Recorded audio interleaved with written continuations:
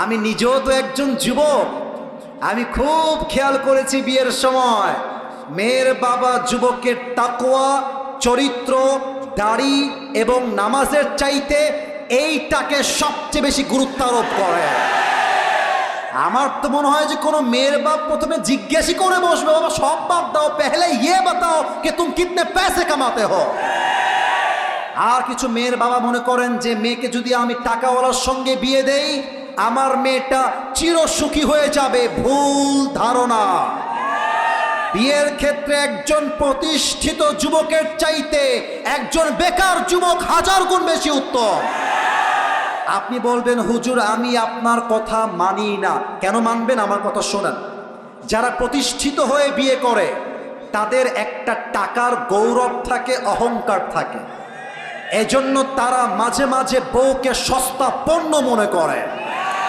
আর যেই যুবকের কাছে বেকার না, যে যুবকটা বেকার, শূন্য পকেটের যুবক, ওই যুবককে তার শূন্য অবস্থায় যেই নারী হালালভাবে হাত ধরবে, মাথায় রাখবেন যুবকটা আজকে জিরো হতে পারে, কালকে সে হিরো তো হতে পারে।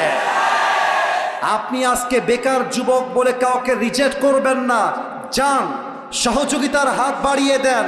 আপনি আজকে যেই সরকারি চাকরিজীবীর জন্য একজন মেয়ের পছন্দের পুরুষকে বাদ দিয়ে আরেকজনকে বিয়ে দিচ্ছেন, মাথায় রাখবেন এমন একটা দিন আসবে এই যুবক ওই মুরব্বীর টাকলার কোম্পানির বস হবে আর আপনি সারাদিন আফসোস করে বেড়াবেন।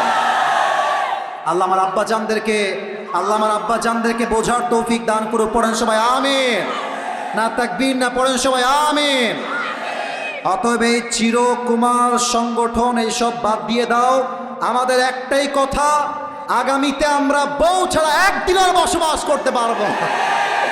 আল্লাহ আমার যুবক ভাইদেরকে নেককার দিনদার বউ দিয়ে দিক, পড়েন সবাই আমিন। আসতে হবে, আসো আসো আসো আসো, খেলা হবে। আর ভারতের এই সমস্ত কুলাঙ্গার সাংবাদিকদেরকে সাইজ করবার জন্য আমার কোনো জেলার প্রয়োজন নাই। আমার যশোরের ধামাল যুবকরা একাই আরাফ হয়ে যাবে, একাই আরাফ হয়ে যাবে।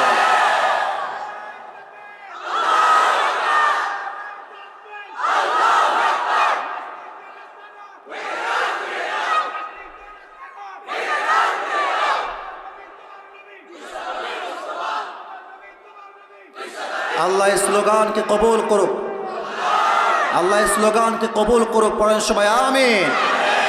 তো শুধুমাত্র আপনাকে বলবে ওয়ামান নাবিয়্যুকা তারিফু হাদার রাজুল, আর আপনি বলবেন হুজুর উত্তর তো আমার মুখস্থ, হাদা নবিয়ুনা মুহাম্মাদুর রাসূলুল্লাহ সাল্লাল্লাহু আলাইহি ওয়াসাল্লাম।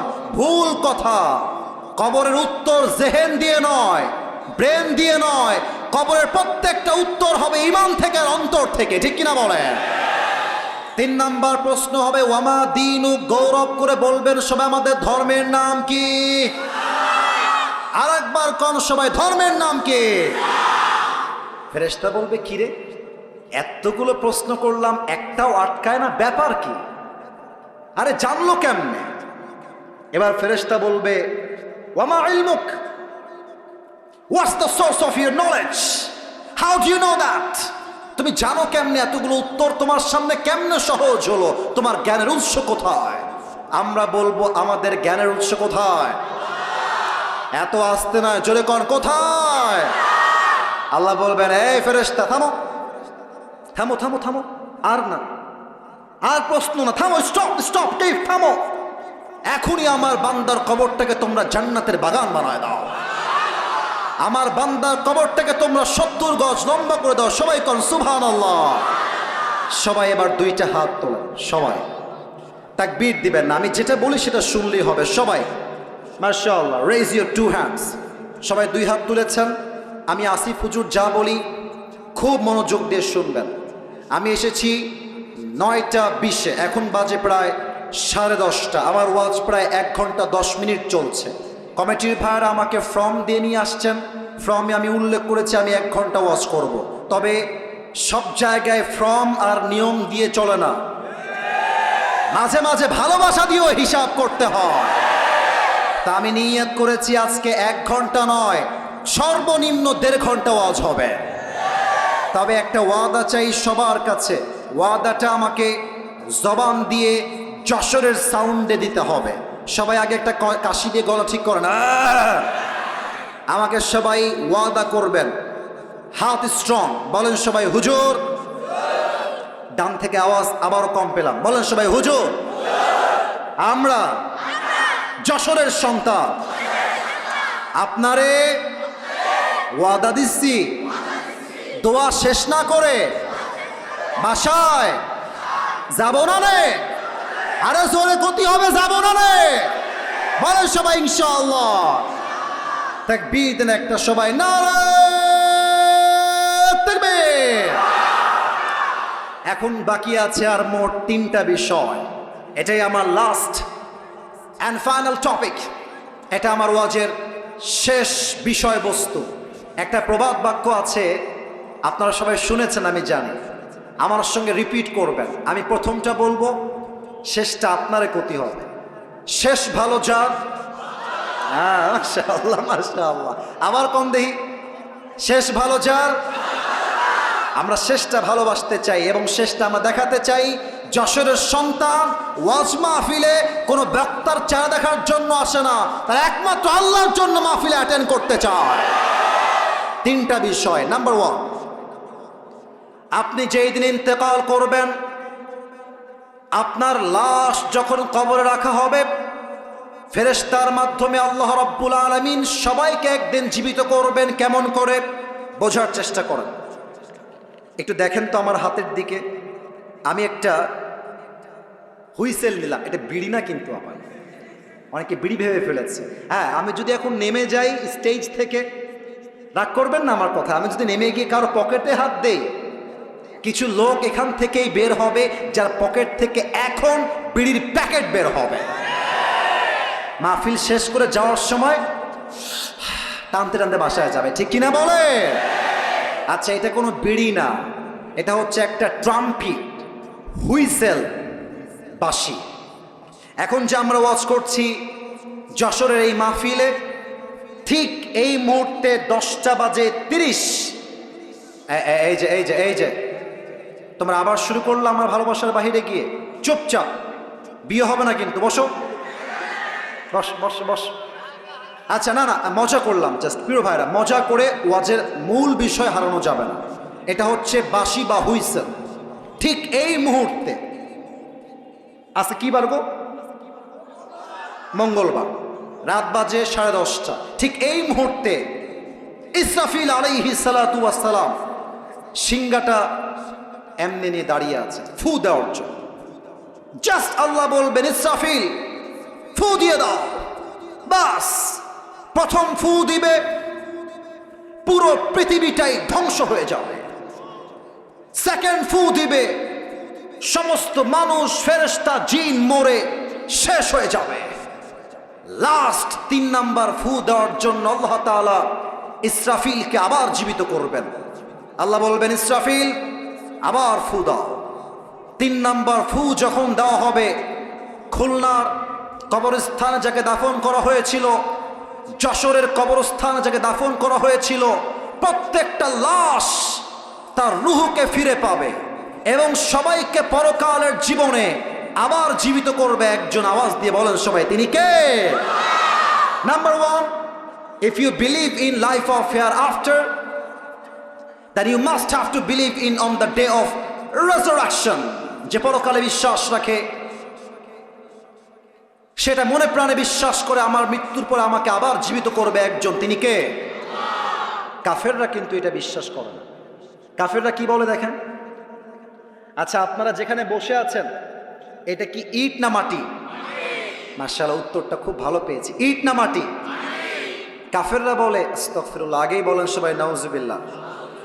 কাফেররা বলে, এই মুহাম্মদ, আস্তাগফিরুল্লাহ, নাউজুবিল্লাহ, এই মুহাম্মদ, তোর রব যে বলে আবার আমাদেরকে জীবিত করবে, আমার বাপ তো এই মাটির নিচে দাফন হয়ে আছে, জীবিত হয় না কেন, ফিরে আসে না কেন?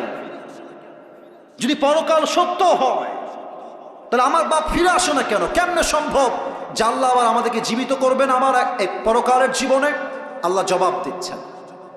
আল্লাহ বলছে, বান্দা শোনো, আনতুম আশাদ্দু খালকান আমিস সামাউ বানাহা, এইটা আমার উপরে সামিয়ানা, এর বিশাল উপরে ওইটার নাম কি? বলেন সবাই, নাম কি? আমার তো মনে হয় যে কয়টা হবে এখানে, আনুমানিক কমপক্ষে 40টা বাঁশ আছে এই সামিয়ানা ধরে রাখার জন্য, অ্যাটলিস্ট 40টা বাঁশ আছে। আচ্ছা এবার বলেন তো,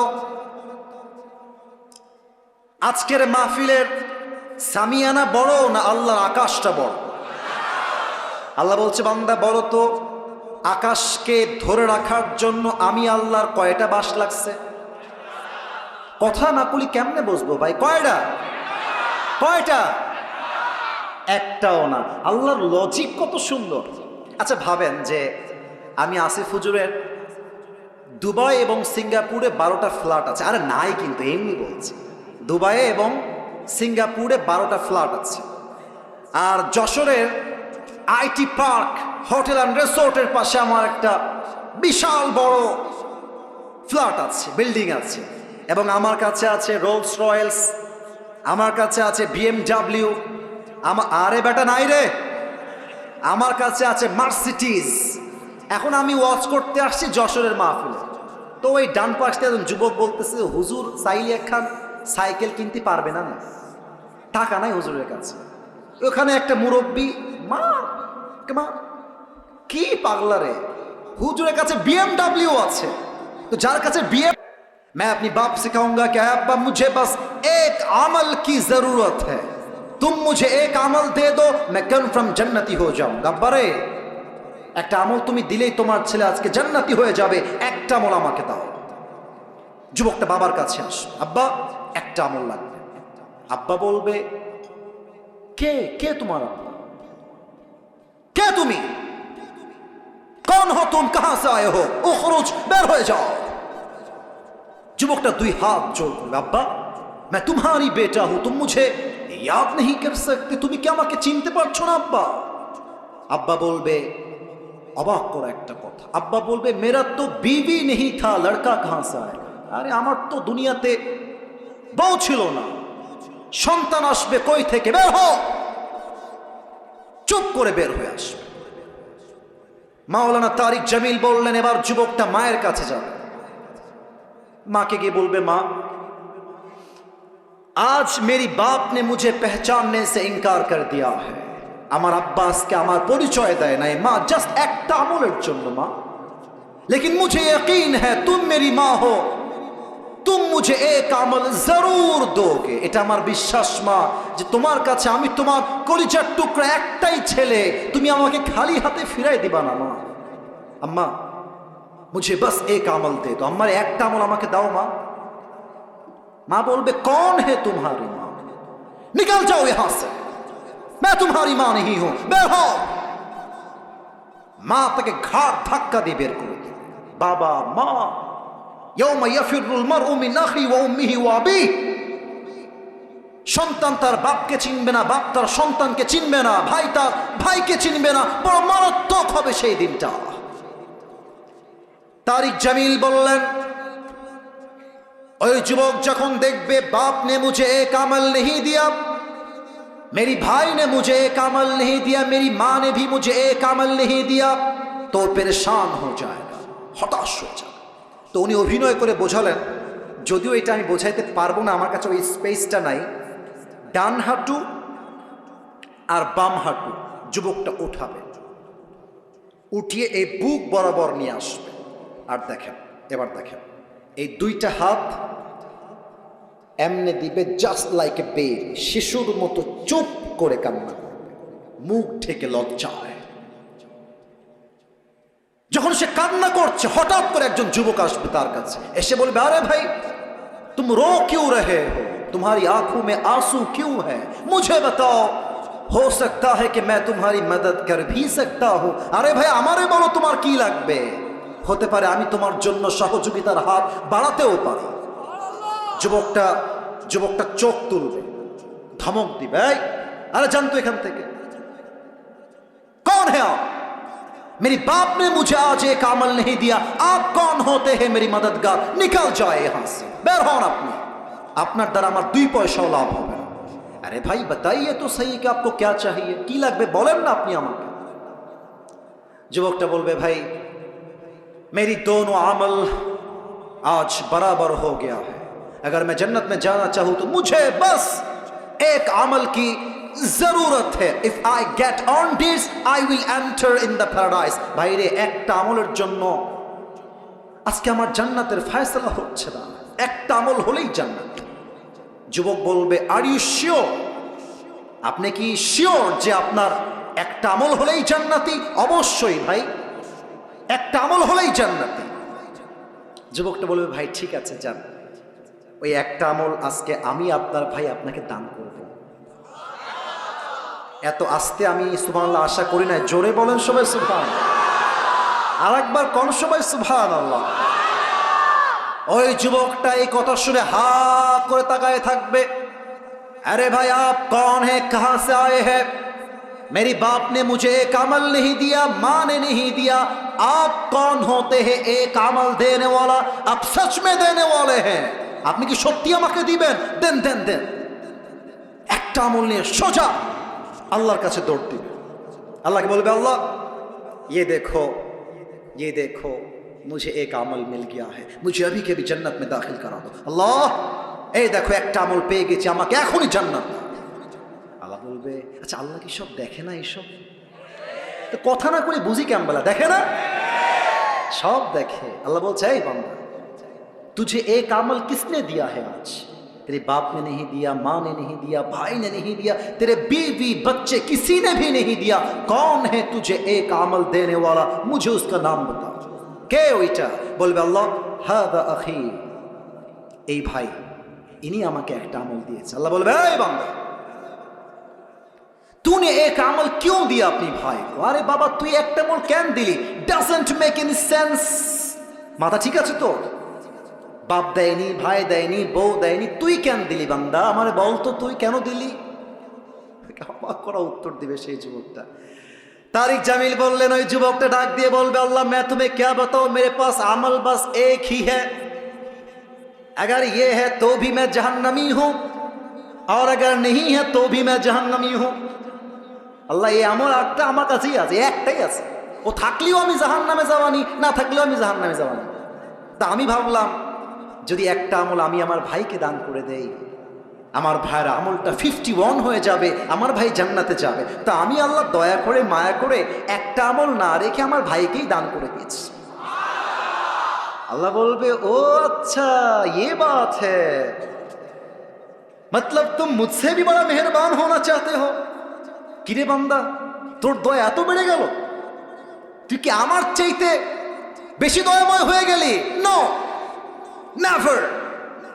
আমার মতো আনার রহমান, আনার রহিম, I am the most merciful, I am the most gracious, I am the most kindful Lord। मुझसे बड़ा मेहरबान और कोई नहीं हो सकता। आज तुझे एक अमल मिल गया है, 51 हो गया है, जा तू जन्नत में चले जा, लेकिन तू अकेले जन्नत में मत जाना। जिसने तुझे एक अमल दिया है तू भी जन्नत में जा, अपनी भाई को साथ लेकर दोनों जन्नत में चले जा। আল্লাহ বলবে বান্দা তোর দয়ার চাইতে আমি আল্লাহর দয়া আরো বিশাল আকাশ সমান। আজ তোর আমলনামা 51 হয়ে গিয়েছে, 51 হয়ে গিয়েছে, যা তুই জান্নাতে যা। তবে তুই একা জান্নাতে যাবি না, তোর যেই ভাই তোকে একটা আমল দান করেছে তুইও জান্নাতে যা, তোর ভাইকে নিয়ে দুইজন জান্নাতে প্রবেশ কর, যা সুবহানাল্লাহ। কিয়ামতের দিবসে জান্নাতে যাওয়ার জন্য আমলনামা 100তে লাগবে 51। আর একটা বিষয় প্রশ্ন করব সবাইকে, কিয়ামতের দিবসে প্রথম হিসাব কি বিষয় হবে? Perfect perfect right. আবার বলবেন কিয়ামতের দিবসের প্রথম হিসাব কি বিষয় হবে? আউয়ালু মা ইউহাসাবু বিহিল আবদু ইয়াউমাল কিয়ামাতি আস-সালাহ। কিয়ামতের দিবসে প্রথম প্রশ্ন হবে নামাজ। আর একটা প্রশ্ন, বলেন তো ইসলামের দ্বিতীয় খলিফার নাম কি? আচ্ছা আপনারা ভয় পাচ্ছেন কিসের জন্য? আমার ক্ষতি হবে। বলেন সবাই ইসলামের দ্বিতীয় খলিফার নাম কি? ওমর ফারুক রাদিয়াল্লাহু তাআলা আনহু। একটা হাদিস বলবো, ঘটনা, আপনি বুঝবেন যে কিয়ামতের দিন নামাজ আপনার কেমনে কাজে আসবে। ওমর ফারুক রাদিয়াল্লাহু তাআলা আনহুর কাছে একজন যুবক আসছে, তার নাম হলো আবু লু আল মাজুসি, পেশায় একজন গোলাম এবং সে আগুনের পূজা করে। এসে বলছে, ওমর, তোমার কাছে আমার একটা বড় অভিযোগ আছে। I have come here to complain. এই দুইজন পিচ্ছে, এই কই যায় দুইটা?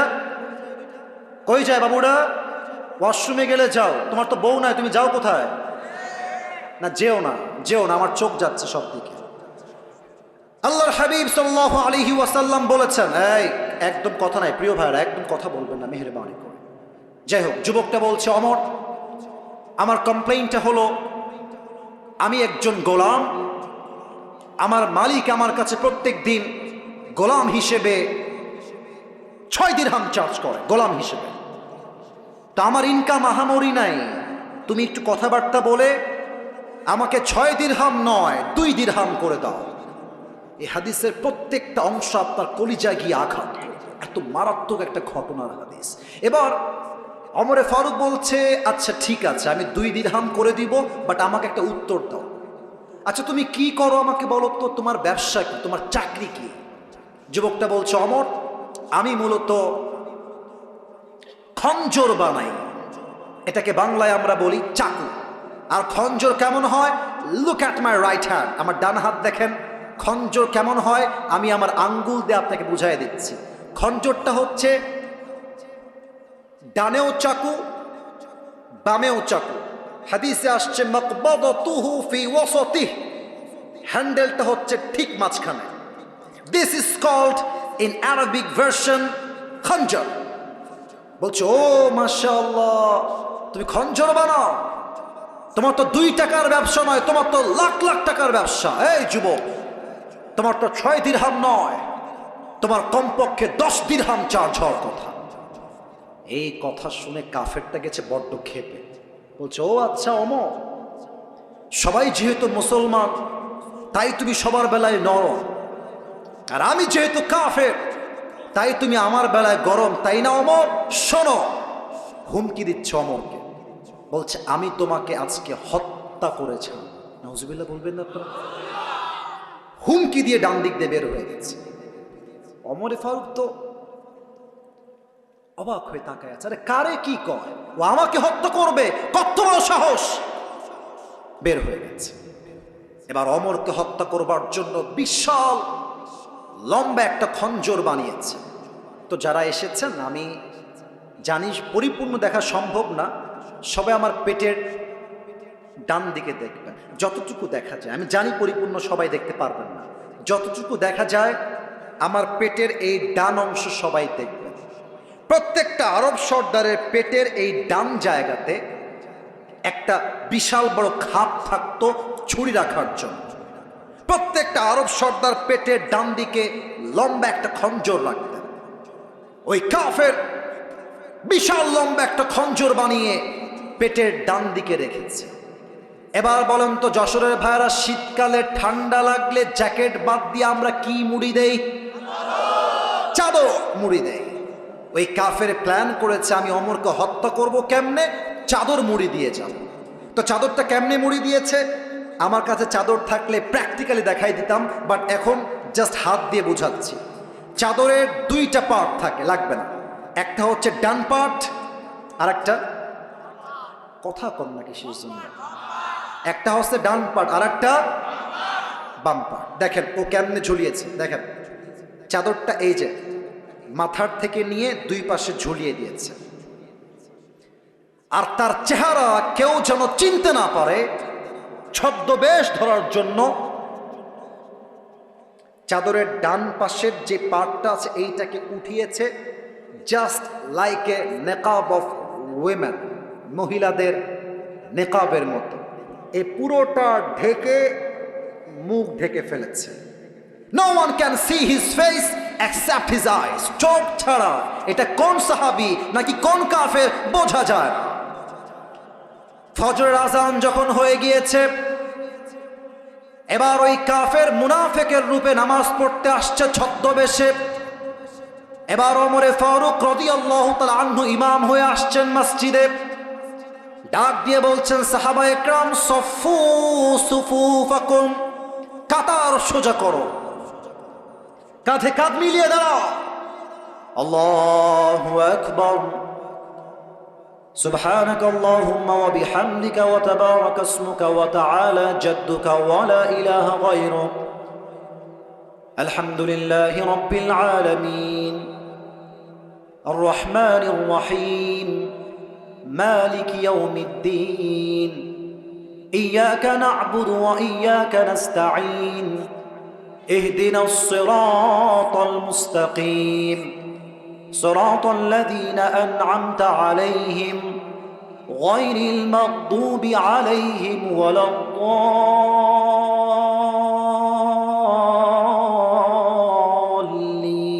আল্লাহু আকবার। ওমরে ফারুক রাদিয়াল্লাহু তাআলা আনহু নামাজ শুরু করে দিয়েছেন।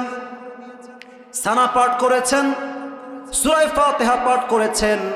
সূরা ফাতিহার পরে লম্বা একটা কিরাত মিলিয়েছেন। কিরাত যখন শেষ হয়ে গিয়েছে, ওমরে ফারুক রাদিয়াল্লাহু তাআলা আনহু এবার আল্লাহু আকবার রুকুতে চলে গিয়েছেন। আর মুয়াজ্জিনের পাশেই দাঁড়িয়ে আছে মুনাফিক, নাম হলো আবু লুলু আল মাজুসি। যখনই ওমরে ফারুক রুকুতে গিয়েছে, সে আর রুকুতে যায় নাই, এক লাফ দিয়ে ওমরের সামনে দাঁড়িয়ে গিয়েছে। আর ওলামা ইকরাম এখানে আছেন, আপনারা জানেন হাদিসে আসছে কানু ইউসাল্লুনা বিগালাস। সাহাবা ইকরাম সেই সময়ে ফজরের নামাজ পড়তেন অন্ধকার সময়, কেউ কাউকে দেখতে পারতেন না। হামিদি সামনে দাঁড়িয়ে গিয়েছে ওমরের সামনে। And he is waiting for Umar. কখন ওমরে ফারুক বলবেন সামি আল্লাহু লিমান Hamida, he was waiting for that moment, অপেক্ষায় আছে। চাদরটাকে এমনে ধরে উড়িয়ে দিয়েছে, আর বিশাল লম্বা খঞ্জর বের করে দাঁড়িয়ে আছে পজিশন নিয়ে। ওমরে ফারুক জাস্ট উঠবে, একটা পেটের মধ্যে ঢুকায় দিবে। ওমরে ফারুক সুবহান রাব্বিয়াল আযীম, সুবহান রাব্বিয়াল আযীম, সুবহান রাব্বিয়াল আযীম তাসবিহ পাঠ করছেন। তাসবিহ যখন শেষ হয়ে গিয়েছে, ওমরে ফারুক রাদিয়াল্লাহু তাআলা আনহু বলছেন সামি আল্লাহু লিমান হামিদা। যখনই এটা বলেছে, আর ওই কাফের এটাও চাকু এটাও চাকু, মাঝখানে হ্যান্ডেলটা ধরে ওমরে ফারুকের পেটের ডান দিক থেকে নিয়ে এমন একটা পোঁচ দিয়েছে, এখান থেকে ধরে আবার একটা পোঁচ দিয়েছে, আবার ধরে আবার একটা পোঁচ দিয়েছে। হাদিসে আসছে তিনটা ছুরির আঘাতে পুরো পেট কেটে ওমরে ফারুকের নাড়ি ভুড়িগুলো সব বাহিরে গলগল করে বের হয়ে গেছে। ওমরে ফারুক নামাজের মধ্যে চিৎকার দিয়ে বলছেন কতালানি আল কালব, কতালানি আল কালব, আমাকে একটা কুকুর হত্যা করেছে, কে কোথায় আছো, আমাকে বাঁচাও। অজ্ঞান হয়ে পড়েছে। আর ওই কাফের ওমরে ফারুককে তিনটা ছুরাঘাত করে পেছন দিক থেকে পালিয়ে যাচ্ছে। সাহাবা একরাম কয়েকজন নামাজের মধ্যেই বলছে হুজুহু, ধরো ধরো। সাতজন মিলে ধরতে গেছে ওই কাফেরকে। আর ওই কাফের অন্ধকারের মাঝে যাকে সামনে পেয়েছে ছুরি দিয়ে কারো গলায়, কারো নাকে, কারো কপালে, কারো বুকে, কারো পেটে ইচ্ছা মতো ছুরি চালিয়েছে। হাদিসে আসছে সাতজন সাহাবী নামাজরত অবস্থায় ওই জায়গাতেই স্পট ডেথ, ওই জায়গাতেই শহীদ হয়ে গেছে। ওমরে ফারুক অজ্ঞান হয়ে পড়ে গিয়েছেন। আর একজন সাহাবী খলিফা হয়ে ইমাম হয়ে দাঁড়িয়ে গিয়েছেন। নামাজ যখন শেষ হয়ে গিয়েছে, আসসালামু আলাইকুম ওয়া রাহমাতুল্লাহ, আসসালামু আলাইকুম ওয়া রাহমাতুল্লাহ, নামাজ শেষ হতে দেরি সাহাবীর এক দৌড় দিয়ে গিয়ে ওমরের কাছে দাঁড়িয়ে গিয়েছে। মালাকা ইয়া ওমর, মালাকা ইয়া খলিফাতুল মুসলিমিন, কি হলো আপনার হে ওমর, কি হলো, আপনি কি, আপনার কি হয়েছে, ওঠেন। ওমরে ফারুক আর কথা বলছেন। সাহাবা একরাম অস্থির হয়ে চিৎকার করছেন আইনা তাবিব, ডাক্তাররা কোথায়, সবাই আসেন দৌড় দিয়ে, ডাক্তাররা কোথায়। ডাক্তাররা এসেছে। ডাক্তাররা এসে দেখছে ওমরে ফারুক, আমার দিকে দেখেন সবাই, ঠিক এইভাবে চিত হয়ে উল্টে জাস্ট পেট কেটে নাড়ি ভুড়িগুলো সব বাহিরে বের হয়ে আছে, আর ওমরে ফারুক এভাবে চিত হয়ে শুয়ে আছে। তো ডাক্তাররা এসে প্রথমেই ওমরে ফারুকের পিঠের দুই দিকে হাত দিয়ে হালকা করে তুলেছে, আর একটা পানির বোতল নিয়ে আসছে বা পেয়ালা নিয়ে আসছে। এই ঠোঁট নিচের দিকে দিয়েছে, এই ঠোঁট উপরের দিকে দিয়েছে। এক ঢোক পানি ওমরে ফারুক রাদিয়াল্লাহু তাআলা আনহুর মুখের মধ্যে দিয়েছে। ও হাদিসে আসছে, ওই এক ঢোক পানি যখন ওমরের গলা দিয়ে নেমেছে, গলা দিয়ে নেমে বুক দিয়ে নেমে পেটটা এত পরিমাণে কেটে গেছে যে সবগুলো পানি বের হয়ে পেট দিয়ে সবগুলো পানি বাহিরে গলগল করে বের হয়ে গেছে। এক ঢোক পানিও তার দেহে আটকায় নাই। সাহাবা একরাম বলছে, পানি দিয়ে কাজ হবে না, লেটস ব্রিং দ্য মিল্ক, দুধ নিয়ে আসো, দুধ নিয়ে আসো। দুধ নিয়ে আসছে। ওমরে ফারুককে উঠিয়ে এবার তার মুখের মধ্যে দুধের এক ঢোক দুধ দিয়েছে। দুধ গলা দিয়ে ঢুকে বুক দিয়ে নেমে পেট এত পরিমাণ কেটে গেছে ওমরে ফারুক রাদিয়াল্লাহু তাআলা আনহু, সবগুলো দুধ পেট দিয়ে গলগল করে বাহিরে বের হয়ে গেছে। এই দৃশ্য দেখে সাহাবা একরামদের কারো চোখে পানি আর আটকায় না, সব সাহাবীরা কান্না করছে। বুঝে গেছে ওমরে ফারুক হয়তোবার কখনো ফিরে আসবেন না, এটাই তার জীবনের শেষ মুহূর্ত ছিল। এবার আমার চোখটা সবাই দেখেন, আমার চোখটা সবাই দেখেন। এক সাহাবী দূর থেকে দেখছে ওমরে ফারুক, তার চোখটা it's a very little bit, জাররা অ্যামাউন্ট, একদম ছোট্ট করে চোখটা একটু খুলেছে। আমার চোখ দেখেন একটু, it's a very little bit, একদম সামান্য, ভেরি জাররা অ্যামাউন্ট, ছোট্ট। কেউ দেখে নাই, ওই সাহাবী দেখেছে। ওই সাহাবী চিৎকার দিয়ে দূর থেকে বলছে, মালাকা ইয়া ওমর, মালাকা ইয়া ওমর, মালাকা ইয়া ওমর। দৌড় দিয়ে আসছে, এ ওমর কি হয়েছে আপনার, আমাকে বলেন কি লাগবে, আমি আপনাকে দিব। সব সাহাবীরা দৌড় দিয়ে আসছে। ওমরে ফারুক কিছুই বলছে না, একবার কান একবার ঠোঁট, একবার কান আর একবার ঠোঁট ইঙ্গিত করছে। ওই সাহাবী বুঝে গেছে ওমরে ফারুক তার শেষ ওসিয়ত আমার কানে কানে বলতে চায়, আমি দৌড় দিয়ে যাই শোনার জন্য। ওই সাহাবী যখন তার কানটা বাড়িয়ে দিবে ওমরে ফারুক রাদিয়াল্লাহু তাআলা আনহুর মুখের কাছে,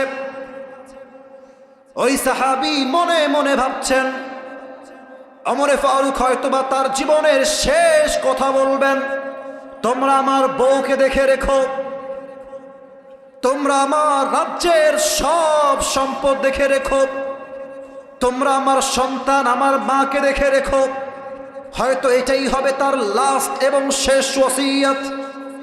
এই চিন্তা করে ওই সাহাবী ওমরে ফারুক রাদিয়াল্লাহু তাআলা আনহুর মুখের কাছে তার কানটা বাড়িয়ে দিয়েছে। ওমরে ফারুক রাদিয়াল্লাহু তাআলা আনহু জীবনের শেষ মুহূর্তে পদার্পণ করেছেন। পেটের এই দুইটা জায়গা কেটে ফেড়ে গিয়ে নাড়ি ভুড়িগুলো সব বের হয়ে গিয়েছে। জীবনের শেষ মুহূর্তে ওমরে ফারুক রয়েছেন, আর ওই সাহাবীর কানে কানে ওমরে ফারুক জীবনের শেষ কথা জিজ্ঞেস করছেন, ডাক দিয়ে বলছেন, ও আমার সাহাবী, বাবার খবর দরকার নাই, মায়ের খবর দরকার নাই, রাষ্ট্রের কোনো খবর আমার কোনো প্রয়োজন নাই, আমাকে জাস্ট একটা খবর দাও। আসাল্লান নাস, আসাল্লান নাস, আসাল্লান নাস, আমাকে বলো আমি ওমর যখন অজ্ঞান হয়ে গেলাম ছুরির আঘাত খেয়ে, আমাকে জাস্ট একটা খবর দাও, আমার অজ্ঞান হওয়ার পরে সাহাবায়ে কেরাম সেই নামাজটা জামাতের সঙ্গে আদায় করেছে কিনা এই খবর দাও, এই খবর নিয়ে আমি আল্লাহর কাছে ফিরে যাব। আপনি বুঝতেছেন নামাজ কাকে বলে? আপনি বুঝতেছেন? আরে এমন একজন সাহাবী যাকে আল্লাহর হাবিব দুনিয়াতে জান্নাতের টিকিট কনফার্ম করে দিয়ে গেছেন দুনিয়াতে। এই সাহাবী মরার সঙ্গে সঙ্গে জান্নাতি হয়ে যাবে, আল্লাহ রাসূল বলেছেন। ওই সাহাবী তার জীবনের শেষ মুহূর্তে সব ভুলে গেছে, নামাজকে ভুলে নাই, নামাজকে ভুলে নাই।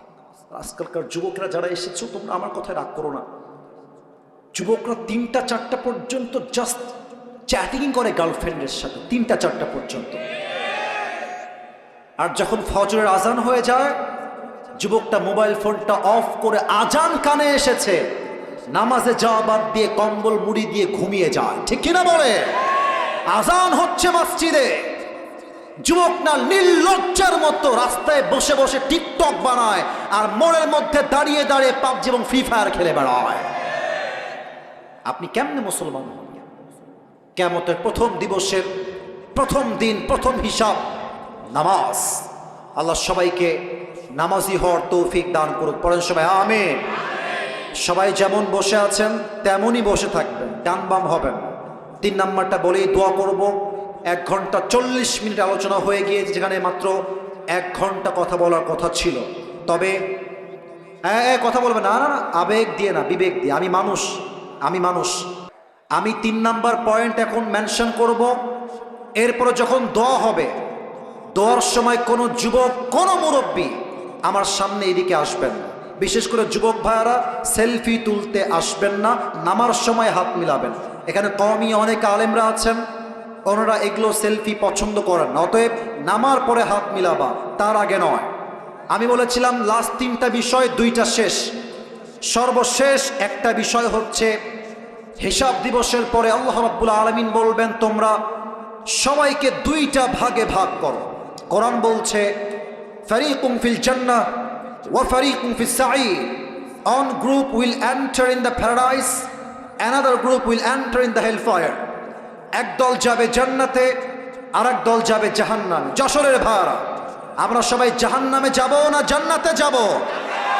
জান্নাতে যেতে চাই কারা কারা? 2টো হাত তুলে আল্লাহকে দেখা। মাশাআল্লাহ, তাকবীর দেওয়া লাগবে না। সবাই আমার সঙ্গে একটা কাশি দেন। এবার সবাই চোখটা একটু উপরের দিকে তুলবেন। সবাই, আমি যেমনে বলি তেমনে বলবো। সবাই বলেন আল্লাহ।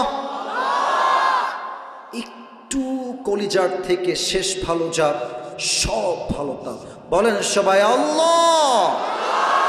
তোমার কাছে দিল থেকে নিয়ত করব। এই নিয়তটার কথা যেন কেউ বাদ না যায়। আমি জানি আপনি হয়তো মিস করতে পারেন, বাট নিয়ত করেন। বলেন সবাই আল্লাহ, তোমার কাছে নিয়ত করলাম, আজ থেকে কেউ যেন বাদ না যায়। আজ থেকে 1 ওয়াক্ত নামাজ আর কখনো আমরা, আমি যেমনি হাত দেখাবো তেমনি বলবেন। 3 বার বলবেন, 3 বারই বলবেন। আচ্ছা, প্রশ্নটা পড়ার চেষ্টা করছি। আসসালামু আলাইকুম। ওয়ালাইকুম আসসালাম। প্রিয় হুজুর, আমরা আপনার অনেক ভক্তবৃন্দ একটি বিষয় জানতে চাই। আমরা সামাজিক দিক থেকে নানাভাবে ভালোবাসায় প্রতারিত হয়ে কিছু যুবক একত্রে একটি সংগঠন করেছি, চিরকুমার সংগঠন ধোপাদি। এই ভালোবাসায় প্রতারিত যুবকদের উদ্দেশ্যে আপনার মতামত দিবেন। আমাদের সমস্যা বাড়ছে এবং সংগঠন ও আমাদের সদস্য বাড়ছে, সংগঠন বড় হচ্ছে। আমাদের একটি প্রশ্ন, আমরা কি এভাবে সারা জীবন চিরকুমার থাকতে পারবো? ইসলাম এই বিষয়ে কি বলে? মাথায় রাখবেন, আপনাদের ঈমান এতটা তাজা হয় নাই যে আপনারা বউ বাদ দিয়ে নিজেকে কন্ট্রোল করতে পারবেন। মনে রাখবেন, বিয়ে হচ্ছে ইসলামে একটি সুন্নাহ। আন-নিকাহু মিন সুন্নতি ওয়া মান রাগিবা আন সুন্নতি ফালাইসা মিন্নি। আল্লাহর হাবিব বলেছেন, বিয়ে হচ্ছে আমার একটা সুন্নত, যে আমার সুন্নত থেকে মুখ ফিরিয়ে নেয় সে আমার উম্মতের অন্তর্ভুক্ত হতে পারে না। তবে তোমরা একটা কথা ঠিকই লিখেছ, মেয়েরা বেশিরভাগ ক্ষেত্রে ধোঁকা দেওয়ায় খুবই এক্সপার্ট। আমি জানি না যে মেয়েরা কেন এটা করে। আমি যুবকদেরকে ধোয়া তুলসী পাতা বলবো না, তবে আমি এতটুকু বলবো, যুবকদের চাইতে কমপক্ষে 30% মেয়েরাই বেশি চিটিং করে যুবক ভাই। কারণ হলো, মেয়েরা অনেক মুরব্বীরা আছেন, আমার মায়েরা আমার কথা শুনছেন, বোনেরাও শুনছেন। আমি সবাইকে বলবো with due respect, I am your well wisher. আমি আপনার কল্যাণকামী বোন, আমি আপনার শত্রু নই। আমার কথা একটু বুঝবেন। মেয়েরা ভাবে জামাইয়ের কাছে টাকা থাকলেই মনে হয় সুখ পাওয়া যাবে। এজন্য হাজার হাজার লাখো মেয়ে জাস্ট টাকার লোভে নিজের পছন্দের যুবককে বাদ দিয়ে টাকলার সঙ্গে বিয়ের পিড়িতে বসে যায়। আর একটা কথা আমি মেয়েদেরকে বলতে চাই, আপনার বয়স মাত্র 19, মাত্র 20, আপনি আমার কলিজার টুকরা যুবককে ছ্যাঁকা দিয়ে ব্যাকা করে টাকলার সঙ্গে বিয়ের পিড়িতে বসবেন, আপনি জীবনে সব পাবেন, মনের শান্তি আপনি কোথাও খুঁজে পাবেন না। অ্যান্ড থার্ড কথা, যারা এই সংগঠন করছো, আজ তোমাদের সংগঠনকে তোমরা ভেঙে ফেলবা। ইসলামে কোনো বৈরাগিতা নাই, ইসলামে এই সমস্ত চিরকুমার সংগঠন নয়। ইসলাম শেখায় তোমার চরিত্র রক্ষার জন্য তোমাকে প্রথম কাজ বিয়ের পিড়িতে বসতে হবে। আর আরেকটা আফসোসের কথা, এটা শুনলে হয়তো আমার কলিজার টুকরা আব্বা জানরা একটু মাইন্ডে নেবেন, আমি জানি। আমি নিজেও তো একজন যুবক, আমি খুব খেয়াল করেছি বিয়ের সময় মেয়ের বাবা যুবকের তাকওয়া, চরিত্র, দাড়ি এবং নামাজের চাইতে এইটাকে সবচেয়ে বেশি গুরুত্ব আরোপ করে। আমার তো মনে হয় যে কোনো মেয়ের বাপ প্রথমে জিজ্ঞাসা করে বসবে, বাবা সব বাদ দাও, পেহলে ইয়ে বাতাও कि तुम कितने पैसे कमाते हो।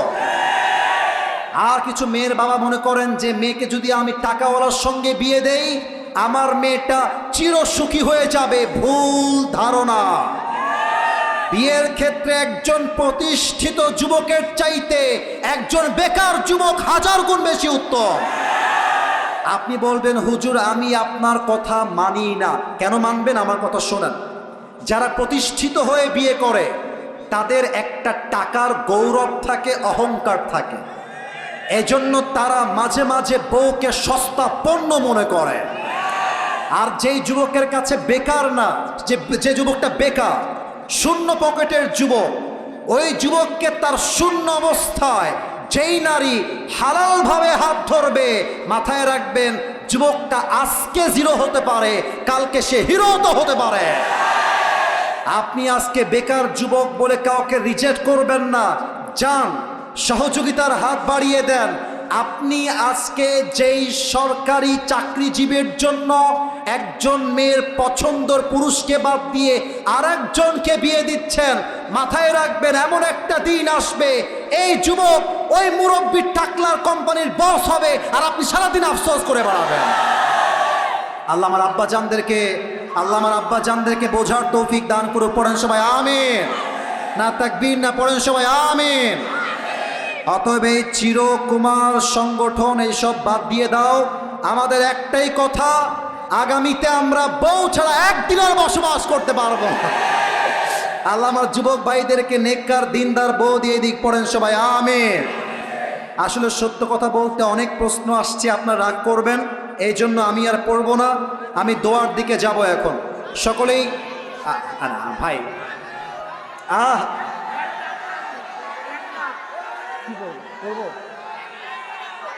আচ্ছা দাঁড়াও দাঁড়াও দাঁড়াও দাঁড়াও দাঁড়াও দাঁড়াও দাঁড়াও দাঁড়াও না স্যার, আপনারা কি বলছেন? আমি পড়বো স্যার, পড়বো এটা আমরা? আচ্ছা আচ্ছা আচ্ছা, পারমিশন পাওয়া গেছে, নারায়ে তাকবীর। আচ্ছা ঠিক আছে, এই থামো, আবেগ দিয়ে নয় বিবেক দিয়ে কাজ করতে হবে। তাকবীর দাও, নারায়ে তাকবীর। আসসালামু আলাইকুম ওয়া রাহমাতুল্লাহ। ওয়া আলাইকুম আসসালাম। কি যে প্রশ্ন করছে আল্লাহ মাবুদ ভালো জানে। হুজুর কিভাবে যে লিখি, কেমনে লিখি? আমার বিয়ের বয়স পার হতে যাচ্ছে, এইদিকে আমার পড়ালেখা শেষ হতে যাচ্ছে, বাসায় বিবাহের কথা বলতে পারি না লজ্জায়। বাসায় শুধু একটুতেই বলে যে আমার এই বান্ধবীর বিয়ে, ও বান্ধবীর বিয়ে। এমন কথা বলার পরও আমার বিয়ের ব্যাপারে বাসায় কারো কোনো মাথা ব্যথা নেই। এই ব্যাপারে আপনি কিছু বলুন। এটা আমার একজন লিখেছেন, ধোপাদি গ্রামের একেবারেই অসহায় একজন যুবতী নারী, আমার বোন প্রশ্ন করেছেন। এটা অবশ্যই পড়তে হবে, সবাই পড়েন আলহামদুলিল্লাহ। তার মানে আমার বোন বুঝে গিয়েছেন শুধুমাত্র শিক্ষা দিয়ে চরিত্র রক্ষা হয় না, বিয়ের দ্বারাই চরিত্র রক্ষা হয়। তো আমি আমার বোনকে বলবো, আমার প্রিয় বোন, আপনি আপনার আব্বা আম্মার হাতে পায়ে ধরে বোঝান। আপনার আব্বা আম্মাকে বলেন যে বাবা তুমি আমাকে বিয়ে দাও, তুমি বিয়ে না দিলে আমার চরিত্র নষ্ট হয়ে যাবে। যদি আপনার চরিত্র নষ্ট হচ্ছে দেখার পরেও, এই কথা যুবকদের জন্য বলছি এবং বাধ্য হয়ে বলছি, যদি তুমি দেখো তোমার বাপ মা দেখছে তুমি জেনায় জড়াচ্ছ, তোমার বাপ মা দেখছে তুমি হারাম প্রেম করছো, তবুও তোমাকে বিয়ের জন্য রাজি হচ্ছে না, সেই ক্ষেত্রে আমি আসিফ হুজুর বলে গেলাম, এখানে বাপ মায়ের মতের চাইতে বিয়েটা 1000 গুণ বেশি উত্তম হয়ে যাবে। কারণ আমি আমার বাপের কথা শুনতে গিয়ে জেনায় জড়াতে পারবো না। কিয়ামতের দিন আমার আব্বা আমার বিপক্ষে চলে যাবে, আর আমি আমার জেনার জন্য জাহান্নামে প্রবেশ করব, ঠিক কি না? এজন্য আমার প্রিয় বোন, আব্বা আম্মাকে বোঝান, আলেম ওলামা নিয়ে যান, আব্বা আম্মাকে বলতে বলেন বিয়ে দিলে দিবে, নয় পছন্দের পুরুষকে বিয়ে করে বাড়ি থেকে চলে যাবে একেবারে। আমরা হারাম চাই না, আল্লাহর জমিন আমরা হালাল নিয়ে বাঁচতে চাই। আল্লাহ প্রত্যেকটা যুবককে হালালে আসার তৌফিক দান করুক, পড়েন সবাই আমিন। যারা মোবাইল বের করে আছেন মোবাইলটা নামায় ফেলেন, দোয়ার সময় মোবাইল দিয়ে ভিডিও হবে না। এই সাদা সাদা সাদা বামে ওই যে সাদা ভাই, কেউ যাবেন না, দোয়া হবে। এই যে এদিকে এদিকে আমার দিকে সবাই তাকবীর দেন, নারায়ে তাকবীর। দোয়ার সময় কোনো বিশৃঙ্খলা করবেন না, নয় আমি আসিফ হুজুর খারাপ মন নিয়ে বাসায় ফিরে যাব। আমি বলছি আমার পুরো বছরের আজকের মাহফিল ছিল ঐতিহাসিক এবং সেরা মাহফিল। আমার এই মাহফিলকে আল্লাহ তাআলা তার সন্তুষ্টির ওয়াসিলা হিসেবে কবুল করুক, পড়েন সবাই আমিন। তোমরা দাঁড়িয়েছো কেন? তোমরা দাঁড়িয়ে দাঁড়া, কোনো কথা বলবেন না, no talk, sit down, no talk, sit down, বসো বসো। আমার আব্বা জানরাও চুপচাপ বসে থাকবেন, মেহেরবানি করে। না, আমাকে আর কোনো আবদার করাই যাবে না। এই পুরো বছরে আজকে সবচেয়ে বেশি ওয়াজ করেছি, একটা কথাও বলবো না। আলহামদুলিল্লাহি রাব্বিল আলামিন, والصلاة والسلام على سيد الأنبياء والمرسلين وعلى آله وأصحابه أجمعين